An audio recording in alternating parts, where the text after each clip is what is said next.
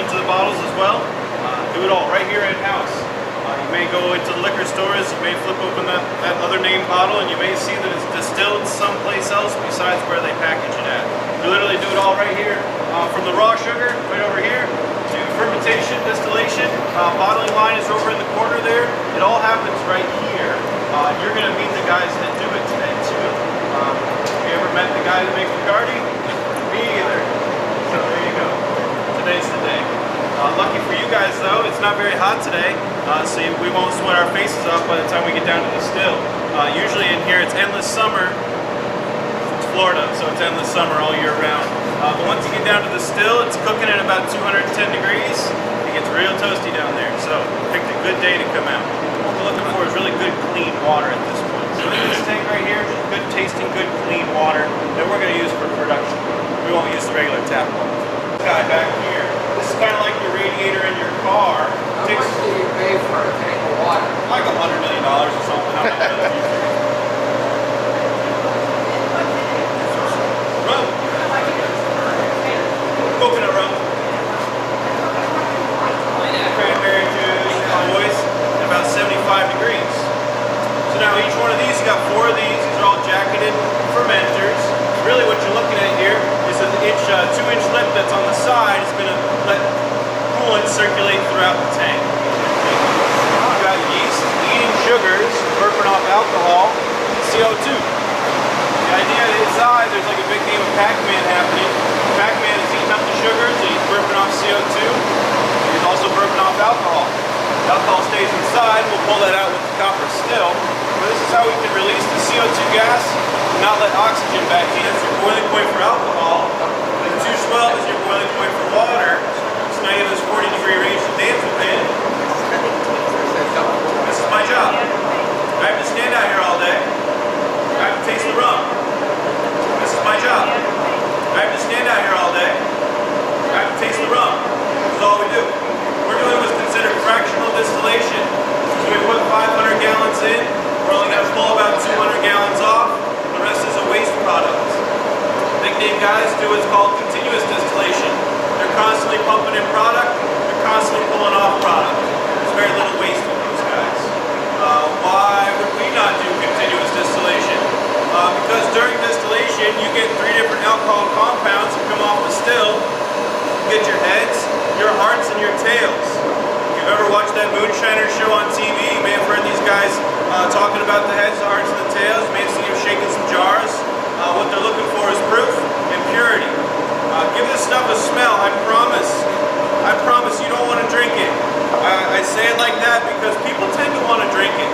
You don't want to drink this stuff, I promise. Give it a smell, pass it around. If you drink it, you'll end up on the floor. Nice. Don't drink. Just help out with bottling. We do take volunteers. We'll see you tomorrow. Then you can earn your way to a bottle of rum. But out on this side, you got to clean the bottles on the outside because they came from Arkansas. Who knows what's in them? So let's clean them out, right? This machine cleans the inside of the bottle. This little nozzle is going to spray high pressure water inside. By the time they come off the end, you've got a clean bottle, no label, no rum, no cork. It's going to come down to this next guy here. This is your vacuum filler. Comes down right on top of the bottle, pulls the vacuum, drops the rum, takes a trip around the merry-go-round, comes off here. Now we have no cork, no label, but we got a full bottle of rum. We got a naked bottle, right? We got to put a label onto it. Now we have this fancy labeling machine. It's really automated. You just kind of set it on the conveyor belt. Away it goes. More lasers. The door shuts behind it. Slaps 2 labels onto it. And you got a finished bottle. We're going to put a shrink top onto it, put it into the box, ship it out the door. I made it sound so easy, right? I could have done that by myself. This is how I made it sound. So there's about 22 people running the line. We do about 2,500 bottles an hour. It's a big undertaking, wood itself. What we're typically using though is these 53-gallon barrels. These are all from bourbon manufacturers. Whoever's making bourbon in Kentucky will take their barrels. But 53 gallons, we'll only fill them up with about 52 gallons. It has to do some headspace inside so they can breathe, so they can kind of work their magic and do their thing. The idea is the wood wants to be wet on both sides. The wood's wet on the inside, it wants to be wet on the outside. And because the oak is a porous material, the moisture is going to wick through the pores of the wood, evaporates and we never see it again. That's what we call the angel's share. About 3 years, we lose about 5% of our total product inside of here. Angel's share. Think back, these guys in the moonshine times, these guys had 5, 6-story rack houses, and they always noticed that the ones on the 6th story, those barrels were always missing more than the ones at the bottom. What is going on, guys? Clearly, there's angels coming down and drinking out of these barrels, going back up to heaven, and that's why heaven is heaven. Angel share, I get it, okay. So, there's 2 different kinds of loss with the barrel. There's angel share, but there's also the devil's cut. This devil's cut is the part that stays with the barrel. You gotta think each one of these staves is kind of slapped together by some guy up in Kentucky somewhere. It's not exactly perfectly true. So that tight tolerance in between both the staves is gonna allow rum to get trapped in between there. So the part that stays with the barrel, devil's cut, right? We never see that one again. So what do? We have the Gulf right here, right? So we take a few of our barrels every year. We'll take them about 90 feet down into the Gulf. And at 90 feet, the pressure of the Gulf is gonna press on the outside of the barrel, driving the devil's cut back into the water. A little bit different, but it's where you're at, too. Kind of what you got. But if you guys want to come in the back, I'll show you the barrel that we Just broke. a quick question. Sure. You were talking about putting it right in the bottles, and so some of the stuff come right, and then some of it goes into the barrels and gets aged? I can show you in the back easier than I can show you out here. You'd have to come in for a full day. I don't think you want that kind of pain. You don't want all that. Come on in, back, follow me. Back then, you get near the oven, and you crank it on, and they're like, all right, watch. And like through this glass, it's like 4-inch glass. You can still feel the wave of heat. My hair just went and curled right up. It's wild. It's a pretty cool operation we got though.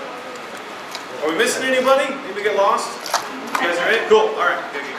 So on the front of the barrels, you'll see a couple different designations on the front. You'll see some say A, some say S. Down here, there's an S all over the place.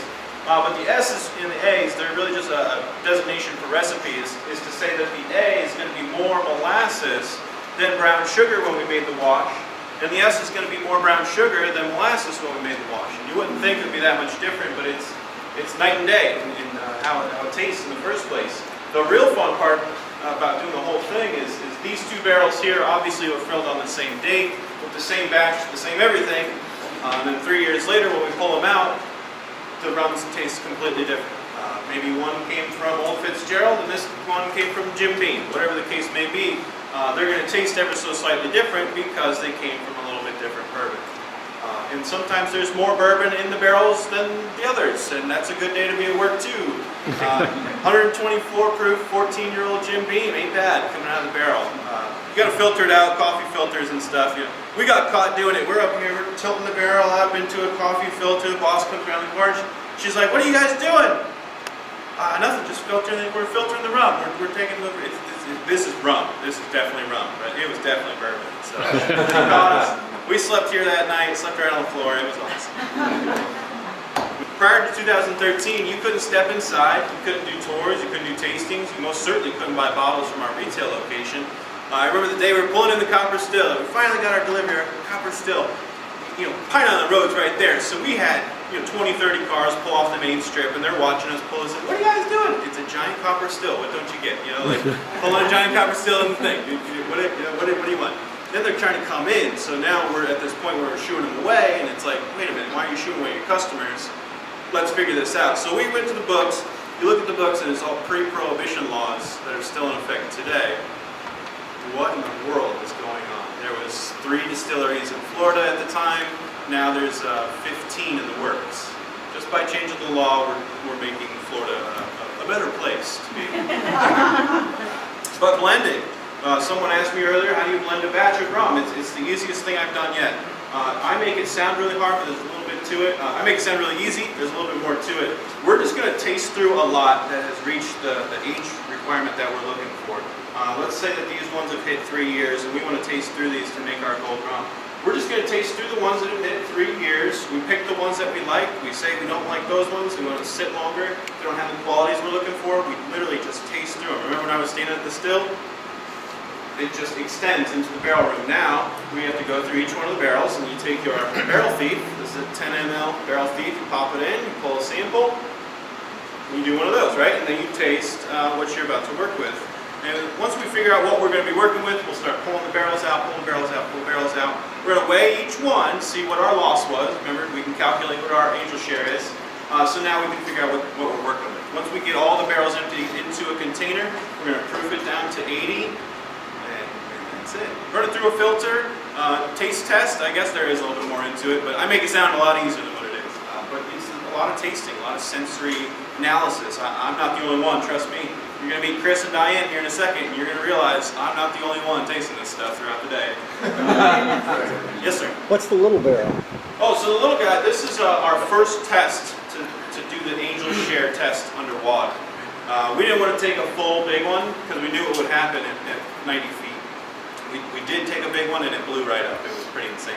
Underwater, it was really loud too, if you didn't figure that one out. But the little guys are just the perfect diameter to fit inside of, and I know this sounds crazy, a sunken ship.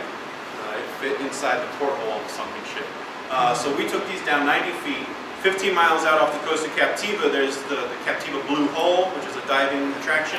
And then at the 90-foot ridge, there's an old USS Coast Guard cutter ship. It's an old World War II vessel. Sunken, obviously, and artificial reef now. One of the largest growing artificial reefs here in Lee County, too. So that just so happened to be small enough to fit through the porthole of the engine room. It took about 6 of these bad boys down there. This is the only one that would hold liquor again. Because once you got them up out of the water, off the boat, you're trying to get them onto a boat. And we don't have a winch or anything like that. So you can imagine a bunch of rum makers in scuba gear trying to toss some barrels onto a boat. It was pretty funny. It would have been really good if someone had a camera at that time. But so we broke 4 of them. This is the only one that could hold anything. So we filled it back up with rum. And then 2 years from now, we'll do it again.